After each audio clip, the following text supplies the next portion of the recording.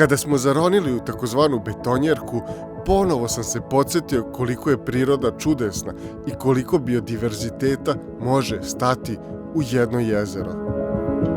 Počelo je proleće i mnogi od ovih riba tek su pre nekoliko dana počele da plivaju u ovom jezeru. Verovatno još uvek nesvesne opasnosti i predatora koji vrebaju iz senke. Pored štuka i drugih grabljivica, prvi put sam pod vodom video jednu posebnu, larvu vilinog konjica.